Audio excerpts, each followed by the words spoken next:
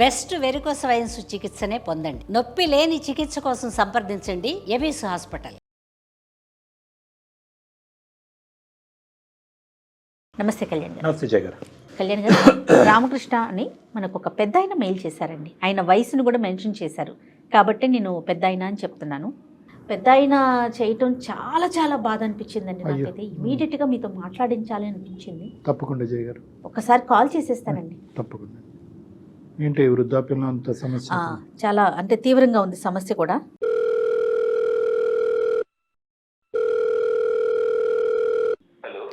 Hello, నమస్తే అండి. నేను జయానండి, అందమైన జీవితం ప్రోగ్రామ్ నుంచి కాల్ చేస్తున్నాను. సుమన్ టీవీ నుంచి కదమ్మా? అవునండి, అవునవును. చెప్పండి అమ్మా. మీరేదో కంగారులో ఉన్నట్లున్నారు, లేకుంటే బాధగా ఉన్నారు. మీ వాయిస్ అయితే నాకు అట్లా అనిపిస్తా ఉంది. మాట్లాడొచ్చండి? అయ్యో అయ్యో, బాధపడకండి బాధపడకండి.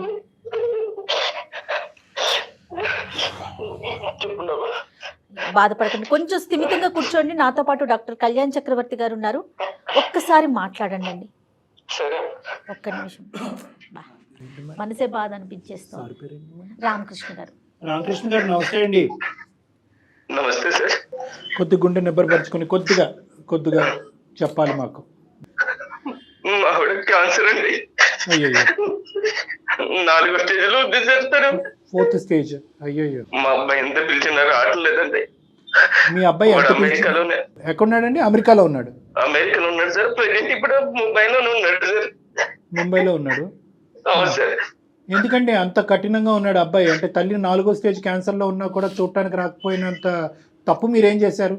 ఏం లేదండి, వాడు చిన్న పురిట్లో ఉన్నప్పుడే వాళ్ళ అమ్మ చనిపోయింది సార్. పురిట్లో ఉన్నప్పుడు వాళ్ళ అమ్మగారు చనిపోయారు. వాళ్ళ అమ్మగారు చనిపోయారు. మేము దత్తగా తీసుకున్నాం సార్ వాడిని.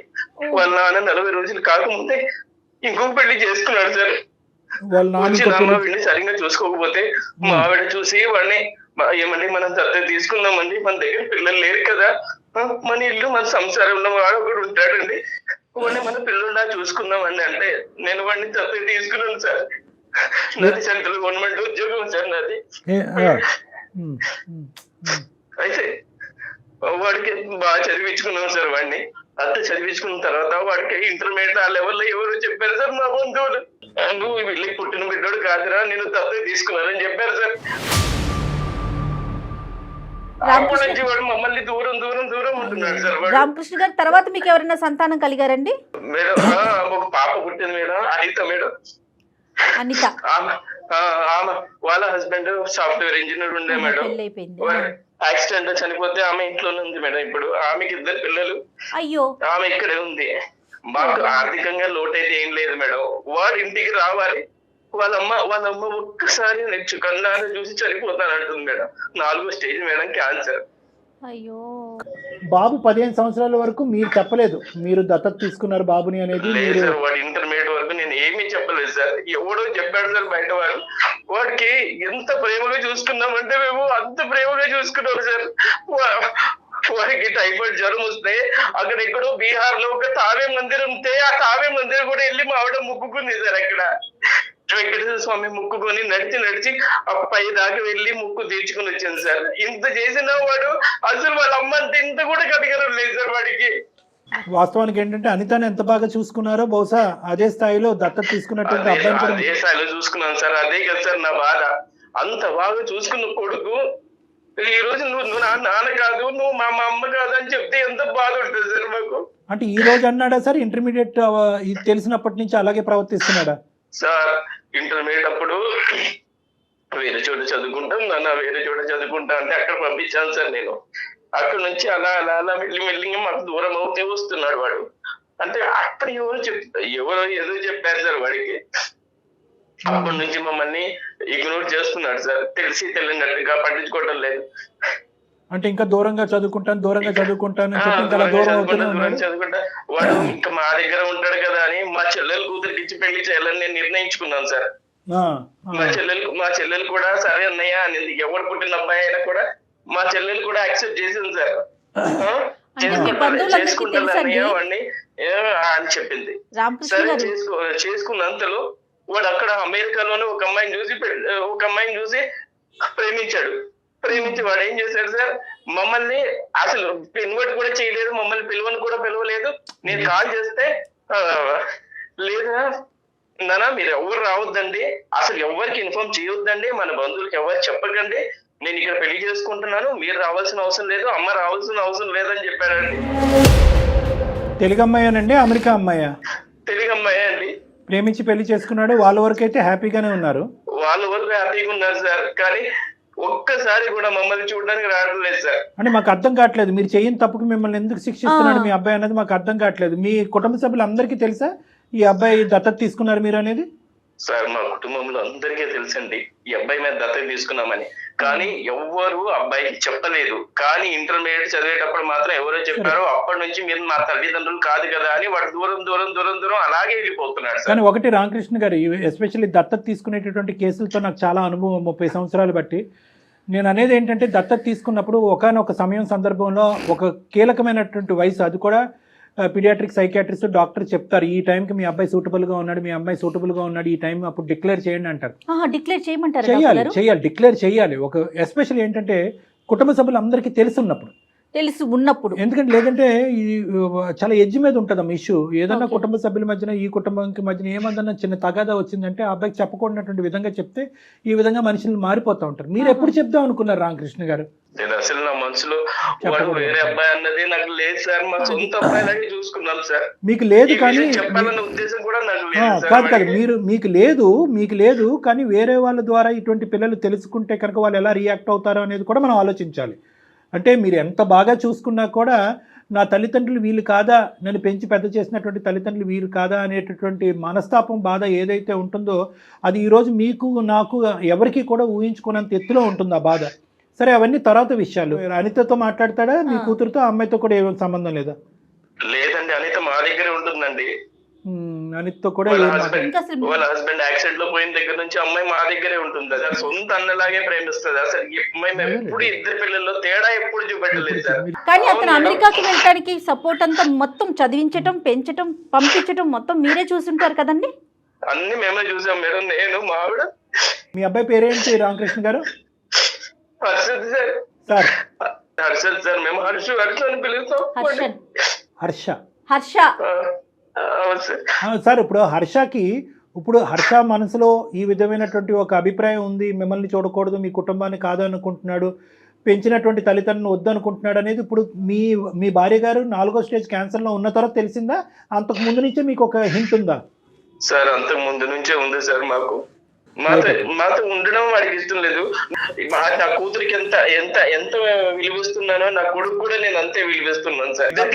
ఇద్దరికి సమానంగానే పంచుతాను సార్ నేను. ఇది డబ్బుకి ఆస్తికి సంబంధించింది అంటే కనుక ఈ లెక్క ఇక్కడ వరకు కూడా వచ్చి ఉండేది కాదండి. ఫస్ట్ ఆఫ్ ఆల్ మనం కనుక్కోవాల్సింది ఏంటంటే ఆ అబ్బాయి మనసులో ఎటువంటి భావం ఉందన్నది మనం కనుక్కోవాలి. ఫస్ట్ అక్కడి నుంచి మనం కనుక్కోగలితే అసలు మనతో మాట్లాడితే కనుక అది ఒక మెట్టు ఎక్కినట్టే. మనతో అసలు మాట్లాడతాడా లేదా అనేది ఫస్ట్ మనం చూడాలి. ఆ అబ్బాయి ప్రస్తుతం ఎక్కడున్నాడు రామకృష్ణ గారు? సార్ ముంబైలో ఉన్నాడు సార్, ఏదో పని మీద వచ్చాడు వాడు. మరి మీరు ఫోన్ కలిపితే ఎత్తుతాడా లేదంటే మేమే కలపాలా? సార్ నేను కలిపితే అసలు ఎత్తడం లేదు సార్. నా ఫోన్ ఎత్తటంలా, నా కూతురు ఫోన్ ఎత్తడం లేదు. వాడు మనమే కలపాలి. మనమే కాల్ చేద్దాం. అయితే రామకృష్ణ గారు మీరు నెంబర్ ఫార్వర్డ్ చేశారంటే నేను ఒకసారి అతనికి కాల్ చేసి మాట్లాడతాను. సరే మేడం, నేను ఫార్వర్డ్ చేస్తున్నాను. రైట్ అండి. పాప ఆయన మాట కూడా మాట్లాడలేకపోతున్నాను. తప్పకుండా అండి, మా ప్రయత్నం మేము 100% చేస్తాం. డాక్టర్ గారు మాట్లాడతారు.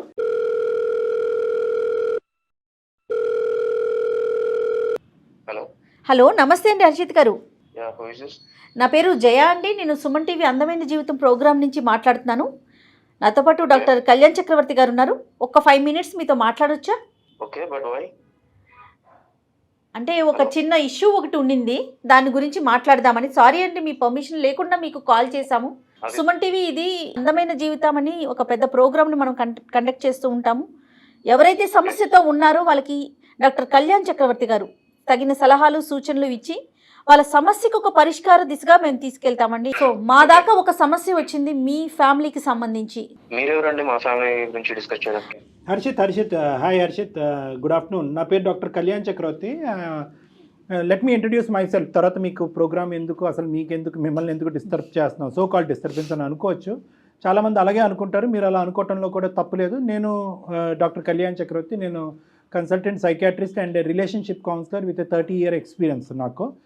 సో ఈ మీడియా, ఈ ప్లాట్ఫామ్ అనేటటువంటిది ఏంటంటే not to trouble you or struggle you, మిమ్మల్ని ఇబ్బంది పెట్టి బాధ ఎందుకు మీరు నిజం అంతా నాకు చెప్తున్నారు ఇప్పుడు? కాదు ఒక 2 minutes వినండి, నేను చెప్తున్నాను.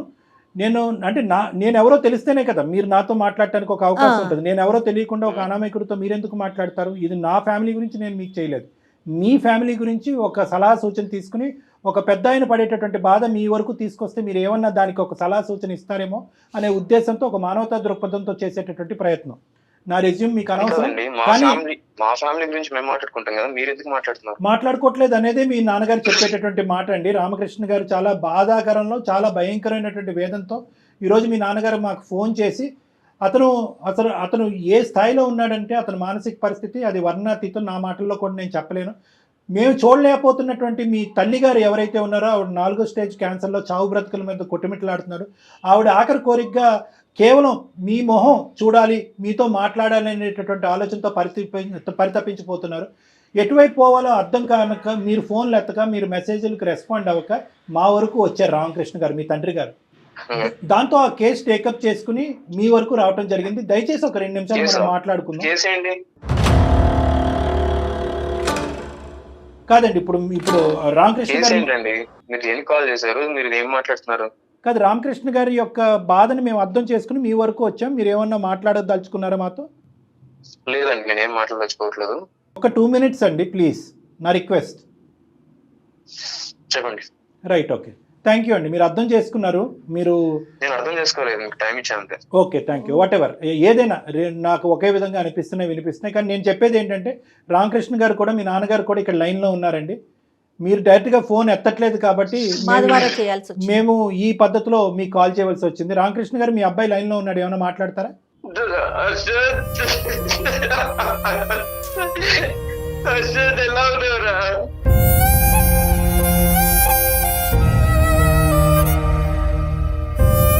నేను బాగానే ఉన్నాను కానీ మీరు ఎందుకు ఇలా ఏడుస్తున్నారు ఇప్పుడు? మీ అమ్మ 4వ స్టేజ్లో ఉందిరా క్యాన్సర్. నిన్ను ఎప్పటి నుంచి నేను కాలు ట్రై చేస్తున్నాను, నాకు కాదురా.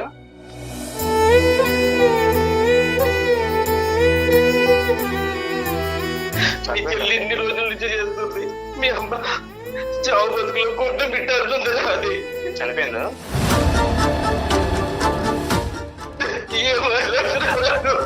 ఒక్కసారి వచ్చి చూడరా, ఒక్కసారి వచ్చి చూడరాడు. అమెరికా వెళ్ళిన దగ్గర నుంచి నువ్వు ఎందుకు అలా తయారయ్యావు? నేనేం చేయడం, ఈ నన్ను అర్థం చేసుకోవడంలో తప్పు పడ్డారు అంతే. ఏం తప్పు చేశాను రా చెప్పు. ఎందుకు ఇవన్నీ ఈ సోలంతా నాకు ఎందుకు చెప్తున్నా ఇప్పుడు?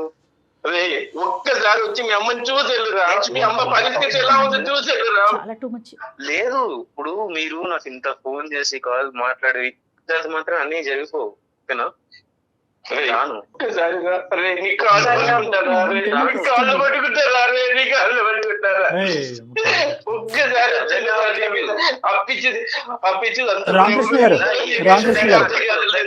రామకృష్ణ గారు,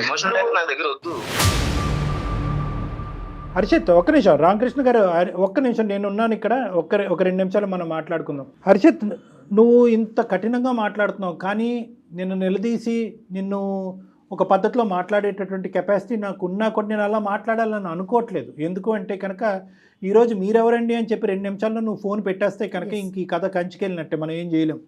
ఆ పెద్ద అయినటువంటి మనసు, అతను పడేటటువంటి బాధని, ఇంట్లో ఉన్నటువంటి మీ తల్లి యొక్క దిక్కులేనటువంటి పరిస్థితిని చూస్తూ నేను నీతో ఇప్పటికీ కూడా మర్యాదగా నిదానంగానే మాట్లాడాలని అనుకుంటున్నాను. అది నా సంస్కారం అనుకుంటాను, నా అనుభవం అనుకుంటున్నాను. రెండే మాట్లాడి పెద్ద ఆయన చేయటానికి 2 కారణాలు ఉన్నాయి. ఒకటి, నాయన చావు బతుకుల్లో ఉండేటటువంటి నీ తల్లిని చూడటానికి ఒకసారి రారా బాబు అని ఒక రిక్వెస్ట్. ఒక నిమిషం, తల్లి కాదు నాన్న, తల్లిని. 1 నిమిషం నాన్న, ఈ డిబేట్లోకి వెళ్తే మనం ఎంతసేపన్నా మాట్లాడుకోవచ్చు. ఎవరిని తల్లి అంటారు? ఎవరు తల్లి అంటే ఎవరు? అంటే నిన్ను కనీ పెంచి పెద్ద చేసి ఈ స్థాయి వరకు తీసుకొచ్చినటువంటి వ్యక్తిని తల్లి అంటాం తప్ప. అంటే ఓన్లీ కనకపోతే తల్లి కారా అండి? పెంచి పెద్ద చేయలేదు, ఆవిడ తల్లి కాదా మీకు? ఆవిడ చేసిన ప్రయత్నాలు కాదు. నాకు నా దృష్టిలో ఎప్పుడైనా కానీ నన్ను కన్న వాళ్ళే నా తల్లిదండ్రులు, పెంచిన వాళ్ళు కాదు. సరే, మీకంటే ఇది పెట్టుకుని నేను బయట సమాజంలో నేను తిరగలేను. మీరు అంటే మీరు ఆ ట్యాగ్ గురించి బాధపడుతున్నారా? అంటే నాకు నన్ను నేను ఆ ట్యాగ్ గురించి నేను అలా దూరం పెట్టింది కూడా దాని గురించి. నాకు అవసరం లేదండి అలాంటి రిలేషన్స్, నాకు అవసరం లేదు అలాంటి ఎమోషన్స్, నాకు వద్దు. అంటే ఎందుకు ఒక పేరు సంపాదించుకున్నాను, ఎందుకు ఫలానా అని చెప్పేసి నన్ను ఎవరు నోటీస్ చేయొద్దు. కాదు, ఎందుకు బాధపడుతున్నారు మీరు? నాకు అర్థం కానినటువంటిది ఏంటంటే, ఓకే మీకు అనిపించేటటువంటి ఒక అంశం అంటే, నాకు కన్న తల్లి ఏ తల్లి అయితే నన్ను కన్నదో ఆ తల్లి నన్ను పెంచి పెద్ద చేస్తే కనుక అది మీకు నచ్చుతుంది. ఏ తల్లి అయితే కనుక కనదో, ఏ తల్లి అయితే కనుక మమకారంగా మిమ్మల్ని పంచుతుందో ఆ తల్లి చేయనటువంటి పాపానికి ఈరోజు శిక్ష అనిపించాలా? అలా మీరు అనుకుంటే నేను ఏం చేయలేనండి. నాకు ఇక్కడ కావాల్సిందంటే ఏంటి, నాకు సమాజంలో కొంచెం ఒక పేరు కావాలి. సో వీళ్ళ వల్ల నా పేరు అనేది స్పాయిల్ అయ్యేలా ఉంది. అది ఒక నాకు తెలియదు రీజన్ ఏంటి, ఎట్లా ఏ విధంగా అవుతుందో మరి మీ కాన్సెప్ట్ ఏంటో మాకు అర్థం కావట్లేదండి హర్ష గారు. ఏ విధంగా మీ పేరు, నేను వాళ్ళ పేరెంట్స్ యాక్సెప్ట్ చేయనండి. మీరే అది మీరే చెప్పండి, సమాజం మీద రుద్దమాకండి. హలో హర్ష గారు మీరు చెప్పేదే మాట్లాడుతున్నారు, మేము చెప్పేది ఒకసారి వినండి. అది మీ అభిప్రాయం, సమాజానికి ఉండదు అలాంటి అభిప్రాయాలు. అంటే అటువంటి అనుభవం మీకు ఏమన్నా ఉంటే చెప్పండి. అంటే ఎవరన్నా మిమ్మల్ని చిన్న చూపు చేశారా? దత్తత తీసుకున్నారా? నువ్వు ఆవిడకు పుట్టినటువంటి బిడ్డో కాదు అని ఎవరన్నా మిమ్మల్ని చిన్న చూపు చేశారా? చాలా సందర్భాలు నేను ఫేస్ చేశాను కాబట్టి అంత పెంచిన వాళ్ళు కూడా కాదని ఎందుకు వచ్చేసాను. నేను ఎంత బాగా హర్ట్ అయి ఉంటాను వాటి గురించి. నేను అలాంటి ఫేస్ చేశాను చాలా. అదే నేను వాళ్ళకి దూరం పెట్టేశాను. మీరు ఇంతలాగా మాట్లాడుతున్నప్పుడు I'm not ready to face that. Okay, మీరు you are not ready to face that. But where is this originating from అనేది ఒక్కసారి ఒక సైకాట్రిస్ట్గా అనలైజ్ చేసుకుంటున్నాను. ఎక్కడి నుంచి ఇది పుట్టుకొచ్చింది? అందుకంటే మీరు ఇంత కఠినంగా ఆవిడుందా, చనిపోయిందా, మీరు ఎందుకు ఇలాంటి సీరియల్ నాటకం ఆడుతున్నారు, ఇలాంటి మాటలు అన్నా కూడా నేను మధ్యలో దూరి నా కోపాన్ని వ్యక్తపరచలేదు. ఎందుకంటే కనుక ఆ లేత వయసులో, ఏదంటే 15 to 17 years వయసులో, ఇంటర్మీడియట్ టైంలో ఎవరో మీకు వీళ్ళు కాదురా నీ తల్లిదండ్రులు వాళ్ళు అని చెప్పినప్పుడు మీ మనసు ఎంత గాయపడిందో అనేది నాకు అర్థమైంది. రెండోది ఏంటంటే కనుక, ఒకటికి చాలా సందర్భాల్లో నువ్వు దత్తపుత్రుడు అనేటటువంటి మాట అనటం వల్ల మీ మనసు గాయపడి ఉంటుంది అనేది కూడా నాకు అర్థమైంది. కానీ నేను ఇంకొక యాంగిల్లోంచి వస్తున్నాను. అదేంటి అంటే కనుక, ఏ తల్లి అయితే కనుక చనిపోకుండా మీరు అనాథ కాకుండా ఉండేటటువంటి పరిస్థితి ఆ తల్లి పెంచుంటే కనుక ఆ పేదరికంలో ఈరోజు మీరు అమెరికా వెళ్ళుండేవారా? ఈ స్థాయిలో మీరు ఉండేవారా? ఈ సంపాదన మీకు ఉండేదా? ఇది నెంబర్ 1. నెంబర్ 2 ఏంటంటే, తల్లి చనిపోయినటువంటి మీ కన్న తల్లి, ఈ జ్ఞాపకాలన్నీ మీకు గుర్తు చేస్తూ మిమ్మల్ని బాధపడుతున్నాను ఏమనుకోవద్దు. మీ కన్న తల్లి చనిపోయినటువంటి 10 రోజులకో 15 రోజులకో ఆ మహానుభావుడు ఇంకో పెళ్లి చేసుకున్నాడు అనేటటువంటి ఆలోచన ఉన్నటువంటి కుటుంబంలో మీరు పెరిగి పెద్ద అయి ఉంటే కనుక సంతోషించి ఉండేవారా? అంటే మీ వాదనకి నేను ఏకీభవిస్తున్నాను. అంటే నా కన్న తల్లిదండ్రులు వేరే వాళ్ళు కాదు. మేమేమంటున్నా అంటే, కన్నటువంటి వాళ్ళు ఎవరైనా కూడా పెంచినటువంటి వాళ్ళు మీకు ఆ సంతోషాన్ని సుఖాన్ని ఇచ్చేటటువంటి వాళ్ళు తల్లిదండ్రులు కాదు, దేవుళ్ళు అని అంటారు. ఒక అనాథగా ఉన్న ఒక బిడ్డను తీసుకొచ్చి పెంచి పెద్ద చేసి ప్రయోజకుడిని చేసి అమెరికా లాంటి కంట్రీకి పంపించడం వాళ్ళు చేసిన తప్ప అంటే అర్థం కావట్లేదు. అతను కూడా వాళ్ళు పెంపకాన్ని లోపభూయిష్టం చేసి ఏలైతే చూపెట్టట్లేదు జయ గారు. అతను కాన్సెప్ట్ ఏంటంటే వాళ్ళని తప్పుగా చూపెట్టట్లేదు, కానీ ఇతనికి పడినటువంటి ఆ బీజం ఏదైతే చిన్నప్పటి నుంచి నలుగురు 4 విధాలుగా మాట్లాడుకుని నుంచి ఇతన్ని హేళన చేసి వెక్కిరించేటటువంటి ప్రయత్నం చేశారో, ఆ ట్యాగ్ లైన్కి కారణమైనటువంటి వాళ్ళు వీళ్ళే నన్ను పెంచినటువంటి దత్తత చేసినటువంటి ఈ తల్లిదండ్రులు లేకపోతే నాకు ఆ ట్యాగ్ ఉండదు కదా అని చెప్పి. ఆ తల్లిదండ్రులు లేకపోతే ఈ రోజు మీరు ఎక్కడున్నారు? ఆ కాన్సెప్ట్ అర్థం చేయడం గురించి నన్ను మీరు ఎందుకు పెంచారు, నన్ను పెంచకుండా ఉంటే బాను, నా గాలికి నన్ను వదిలేసేటటువంటి మాట ఈ రోజు మీరు సుఖంగా సంతోషంగా అమెరికాలో దర్జాగా బతుకుతూ ఉన్నప్పుడు అడిగేటటువంటి మాట కాదండి. ఒకప్పుడు వాళ్ళు పెంచకపోతే కనుక మీరు ఎక్కడో ఏదో చేసుకుంటూ బతుకుండేవారు. అప్పుడు కూడా ఈ మాట అన్ని ఉండేవారా? ఇదేంటి ఇంత అన్యాయం చేశారు నా కన్న తల్లిదండ్రులు, ఈ సమాజంలో నన్ను పెంచి పెద్ద చేసేటటువంటి ఒక నాదురే లేదు అని అప్పుడు బాధపడి ఉండేవారా? ఈ రోజు మీరు కంఫర్ట్ జోన్ లోకి వచ్చాక మీరు అంటున్నారు నన్ను ఎందుకు పెంచారు.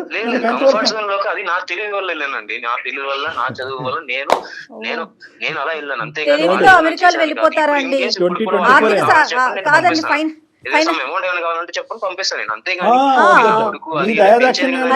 హర్ష గారు మా ఫ్యామిలీలో కూడా పిల్లలందరూ కూడా అబ్రాడ్ కంట్రీస్ లో ఉన్నారండి. ఓన్లీ తెలివితేటలతో వెళ్ళిపోరు, ఫైనాన్షియల్ సపోర్ట్ కూడా కావాలి.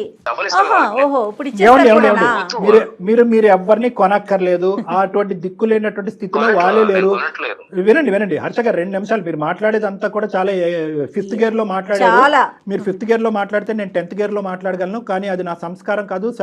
ఎందుకంటే ఈరోజు మీరు ఫోన్ పెట్టేస్తే కనుక ఆ మహానుభావుడికి ఇంకా కొడుకు అనేటటువంటి దిక్కు లేకుండా అతను ఇంకో దేనగాథలోకి వెళ్ళిపోతాడు. కాబట్టి అతను పాయింట్ ఆఫ్ వ్యూలోంచి నేను చాలా ఇదిగా మాట్లాడుతున్నాను.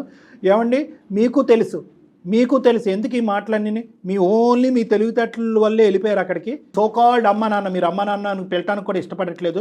ఇంతసేపు మాట్లాడుతున్నా నాన్న అని పదం రాలేదు మీ నోట్లో. నాన్న అనే పదం అని ఇంకో 4 తిట్లు తిట్టినా బాగానే ఉండేది. ఆ మానవుడు ఇంతటితో సరిపెట్టుకుంటానని ఫోన్ పెట్టేసి ఉండేవాడు. నాన్న అనే పదం కూడా రాలేదు. అంత పాపం ఏం చేశారండి వాళ్ళు? మిమ్మల్ని పెంచటమే తప్ప అంత పాపం ఏం చేశారండి? ఈరోజు ఆవిడ క్యాన్సర్తో చచ్చిపోతుంది. హర్ష గారు, ఆవిడ క్యాన్సర్తో చనిపోతుంది. ఏమైంది మానవత్వం? సార్ ఒక్కసారి మా ఆవిడతో మాట్లాడిస్తాం సార్ మా బాబుని. ఈ బహుశా కొడుకు ఎక్కడో ఉన్నాడు, ఏదో చేసుకుంటున్నాడని ఫోన్ ఎత్తట్లేదని అనుకునేటటువంటి తత్వం వేరో, ఫోన్ ఎత్తిన తర్వాత ఇప్పుడు ఇక్కడ ఎవరు చనిపోయారని చెప్పి ఏడుస్తున్నాం అనే మాట ఇంకా భయంకరంగా ఉంటుంది. దయచేసి ఆవిడకి ఈ మాటలు వినిపించకూడదు. మనం ముగ్గురు మాట్లాడుకుందాం. హర్ష ఒక్క నిమిషం. హర్ష చెప్పండి ప్లీజ్ నాన్న, ప్లీజ్. మరీ ఎంత కఠోరంగా మాట్లాడితే నేను ఏమీ మాట్లాడలేను. ఖచ్చితంగా కఠోరమే నాన్న. ఇది కఠినత్వం. కొన్ని వేలాది లక్షలాది మంది ఈ ప్రోగ్రామ్ చూసేటటువంటి వాళ్ళు, డాక్టర్ గారు మీరు అంత మర్యాద ఇచ్చి అంత నెమ్మదిగా అతనితో ఎందుకు మాట్లాడుతున్నారు అని అనేటటువంటి వాళ్ళు. అదే ఎందుకు నేను ఎటు పోదు కదా. నాకు వాళ్ళు వద్దు, అది నాకు మెయిన్ ప్రాబ్లం. నాకు వద్దు కాదండి, ఎవరో ఏదో చేసిన దానికి. సార్ కొద్దిసేపు నేను మాట్లాడాలంటే ఆయన సైలెంట్ గా ఉంటానండి. రామకృష్ణ గారు అతను ఏదో చెప్తారంట, వినండి. చెప్పండి హర్ష. నా మెయిన్ పాయింట్ ఏంటంటే నాకు వాళ్ళు వద్దు సార్. మీరు స్టార్టింగ్ నుంచి 10 నిమిషాలు కాదు, ఎంత స్టార్టింగ్ ఎంత ఒక 2 minutes అడిగారు కదా, మీరు 15 minutes టైం ఇచ్చినా కూడా నేను ఏదో చెప్తాను లాస్ట్ ఒకటి. నాకు తన అవసరం లేదు, వాళ్ళ అవసరం లేదు నాకు. తన మనసుకి పడిన గాయం కోసం వీళ్ళని ఇబ్బంది పెట్టడం కష్టం కాదు కదా. ఎంత గాయపడిన ఇంత గాయపడదు మేడం. హర్ష గారు మీరు చెప్పింది అయ్యిందా? మళ్ళీ నేను టైం ఇవ్వలేదు అంటారు, నేను మాట్లాడచ్చా? చెప్పండి. మీ తల్లిదండ్రులు ఇప్పటి వరకు 25-26 ఇయర్స్ వచ్చేంత వరకు మిమ్మల్ని ఎలా పెంచేవారు అనేది ఒక్కసారి మీ మాటల్లో మీరు చెప్పండి. ఏదైనా లోటు చేశారా? ఇవ్వకూడదు ఏదైనా ఇచ్చారా?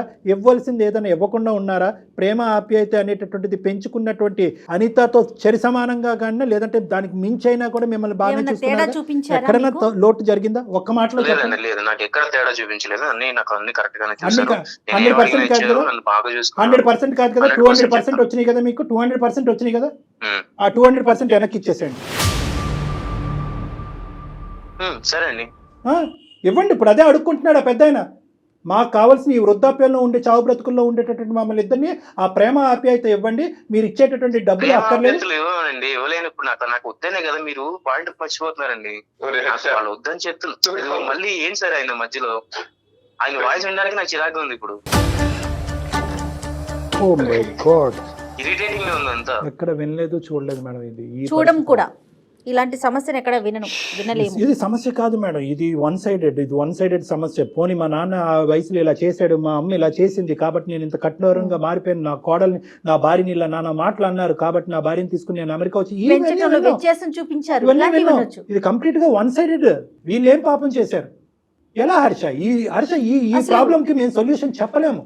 ఐఎమ్ సారీ, మీరే చెప్పగలరు ఈ ప్రాబ్లం కి. వాళ్ళ వల్ల పడిన ఇబ్బందులు ఏంటి లేవంటున్నాడు కదా మేడం. 100 కాదు 200% ఇబ్బంది లేదు. ఇది జస్ట్ ఈజ్ ఫిక్సేషన్. అతని యొక్క ఫిక్సేషన్, అతని యొక్క కాన్సెప్ట్. ఏంటా కాన్సెప్ట్ అంటే కనుక పెంచినటువంటి తల్లిదండ్రులు పెంచి ఈ లెవెల్ వరకు వచ్చేనా పెంచబడ్డటువంటి తల్లిదండ్రులకి ఒక కొడుకుగా అతను సమాజానికి చూపెట్టదలుచుకోలేదు. అతనికి అనేటటువంటి పిల్లలకి పలానా వాళ్ళు నేను దిక్కులేనప్పుడు వదిలేస్తే కనుక పలానా వాళ్ళు నాయనమ్మ తాతయ్య నేను పెంచారా అని పిల్లలకు చూపెట్టాలనుకోవట్లేదు. భార్యకి వీళ్ళు నన్ను పెంచినటువంటి అత్తమామ అన్నట్టుగా చూపెట్టుకోవట్లేదు. సో ఈ పెంచినటువంటి అనేటటువంటి ట్యాగ్ అతనికి నచ్చకపోవడం అనేది అతని బ్రెయిన్ లో పడినటువంటి ఒక ఫిక్సేషన్. అంతే కదా హర్ష? అంతే అండి, మీరు బాగా అర్థం చేసుకున్నారు. ఇంతే అర్థంగా కాళ్ళు పట్టుకుంటారు మాత్రం ఏమొస్తుంది? ఏమి రాదు నాన్న. ఎవరి కాళ్ళు ఎవరు పట్టుకున్నంత మాత్రం ఏమీ రాదు. కొంచెం పంపించండి సార్ మా వాడిని. నేను కూడా వచ్చి కాళ్ళు పట్టుకుంటాను. పోనీ రండి, ఆ విధంగా కాలు పట్టుకోండి ఒకసారి. ఆ తని తిరుగుతుంది ఆ మహాతల్లికి. పోనీ వచ్చి కాలు పట్టుకుని మీరు నా తల్లిదండ్రులు కాదు అనే మాట చెప్పడానికి గురించేనే ఇక్కడికి రండి. హర్ష గారు మాట్లాడుతున్నారండి మీరు.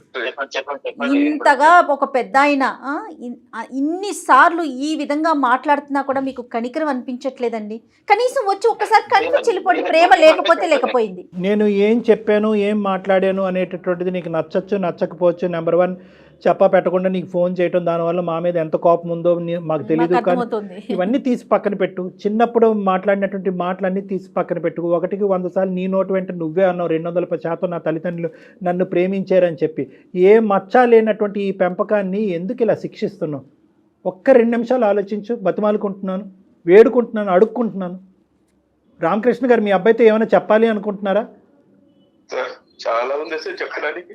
మీ అమ్మ చేసిన తప్పు ఏమన్నా ఉంటారా? నేను ఏమన్నా తప్పు చేస్తానంటే శిక్షించరా? ఒక్కసారి రాదు నాన్న. ఒక్కసారి హర్ష, ఒక్కసారి హర్ష, సార్ చెప్పండి సార్, ఇప్పుడు ఏం చేయమన్నా చెప్పండి. నేను ఏం చేయటం కాదు నాన్న, ఏం చేయాలో నీకు తెలుసు. మేం చెప్పేవాళ్ళం ఎవరు నీకు నీకే తెలుసు. తెలుసు. నీది మరీ అంత కఠోరమైనటువంటి మనసు కాదు. నువ్వు ఎందుకు అలా మారిపోయావో మాకు అర్థం కావట్లేదు. ఒక్కసారి 4 మెట్లు దిగి మీ నాన్నగారు వేడుకునేటటువంటిది ఏంటి అన్నది ఒక్కసారి కళ్ళు మూసుకుని ఆలోచించండి, అన్ని క్లియర్ అవుతాయి. సార్ ఇప్పుడు నేను అక్కడ రమ్మంటారు. ఇది డబ్బుల గురించి కాదు, ఇది డబ్బుల గురించి కాదు, ఆస్తుల మీ గురించి అమ్మ కాదు. కళ్ళారా చూడాలనుకుంటున్నారా నేను? సార్ అక్కడికి వచ్చిన తర్వాత నాకు వాళ్ళ రిలేషన్స్ ఎవరైతే ఉన్నారో వాళ్ళందరూ వచ్చి నన్ను పాయింట్అవుట్ చేసి మాట్లాడతారు, నాకు నచ్చదు. ఇంకొకటి ఏంటంటే చిల్లి భర్త లేడు, చిల్లి పిల్లలు, ఇలా అని చెప్పేసి ఈ రిలేషన్స్, ఈ ఎమోషన్స్ అన్ని తీసుకొచ్చి నన్ను ఎత్తులు పెట్టద్దు అని చెప్పండి సార్. నేను వచ్చి కామ్గా చూసి ఓకే ఆవిడ హెల్త్ బాగాలేదన్నారు, ఓకే నేను వచ్చి చూసి వెళ్ళిపోతాను అంతే. ఇది కూడా నేను రాకూడదనే డిసైడ్ అయింది. కాకపోతే వీరు నా ఫ్యామిలీ అని మీరు అంటున్నారు, సరే బయట మనుషులు మీరేంతలా నా గురించి ఆలోచించి మా ఫ్యామిలీ గురించి ఆలోచించి చెప్తున్నారు కాబట్టి నేను ఏదో వచ్చి చూసి వెళ్ళిపోవడం మీకోసం పర్టికులర్ గా సార్. నాకు ఓకే, థ్యాంక్ యూ హర్ష గారు. సరే, నా ఇంకొక గురించి చిన్న హెల్ప్ చేయండి హర్ష గారు. థ్యాంక్ యూ సో మచ్ అండి మా మాట మన్నించినందుకు. అయితే మీరు వచ్చేటప్పుడు ఒక్కసారి ఫోన్ చేశారంటే ముందు మనం డాక్టర్ కళ్యాణ్ గారి దగ్గర ఒక్కసారి కూర్చుందాం, ఒక 10 నిమిషాలు మాట్లాడాక అందరం కలిసి అమ్మని చూడటానికి వెళ్దాం. ప్లీజ్ ఆ అవకాశం మాత్రం మాకు ఇవ్వండి. సరే అండి, సరే. Super very good. Thank you Harsha, thank you so much. మా విన్నపాన్ని, మా బాధను మన్నించినందుకు. మీ తల్లిదండ్రుల గురించి నేను ఇలా అడుక్కోవటం అనేది నాకు విడ్డూరంగా అనిపించింది. కానీ అయినా కూడా పర్వాలేదు కళ్యాణ్ గారు. మాకు అందరికీ నచ్చినటువంటి ఫలితం బహుశా ఫ్యూచర్లో మీకు ఎంతో మమ్మల్ని మీరే ఎంతో ఆశీర్వదిస్తారేమో. అరే ఇంత మంచి కార్యక్రమం అని చెప్పి, ఇంత మంచి వేదిక అని చెప్పి. ఇది ఎందుకంటే ఒక కుటుంబానికి మించినటువంటిది ఏదీ లేదు. ఆ కుటుంబాన్ని కలిపినటువంటి పుణ్యం మాకుంటుంది. మీరు చేసేటటువంటి స్టెప్ ఏదైతే ఈరోజు తీసుకుంటున్నారో దాన్ని అందరూ హర్షిస్తారండి. Everybody is going to be happy about this. చాలా థ్యాంక్ యూ అండి, చాలా థ్యాంక్ యూ అండి. అతను వస్తాడు, అంత మంచిగా జరగబోతుంది. మీరు ధైర్యంగా హ్యాపీగా ఉండండి. ముందుగా మీ భార్య గారికి జరిగినటువంటి సంభాషణ కూడా ఆవిడకు ఒకసారి తెలియపరిచి గుండె ధైర్యం చేయండి. థ్యాంక్ యూ అండి, చాలా థ్యాంక్స్ అండి. థ్యాంక్ యూ రామకృష్ణ గారు. రుణపడి ఉంటాను. థ్యాంక్ యూ రామకృష్ణ గారు. హర్ష గారు, thank you so much. Thanks sir. Kalyan గారు, మీ ఒపీనియన్ తీసుకోకుండానే నేను మిమ్మల్ని కలవమని చెప్పాను. రీజన్ ఏంటంటే వన్స్ ఒక్కసారి మీ దగ్గరికి వచ్చి కూర్చొని మీతో ఒక్క 10 నిమిషాలు మాట్లాడితే తన మనసు మారుతుందన్న నా అభిప్రాయం. అంతేనండి. ఫోన్ కన్నా కూడా డైరెక్ట్గా అనేసరికి మనసులో బాధ కానీ ఏదైనా కూడా మీరు బయటకు తీసేయగలుగుతారని ఒక అభిప్రాయం అండి. తను వచ్చేటప్పుడు మీకు నేను కాల్ చేస్తాను, దాన్ని ఒక్కసారి కూర్చుందరు. తప్పకుండా చేయగలరు. రైట్ అండి, థ్యాంక్ యూ. నమస్తే. Thank you.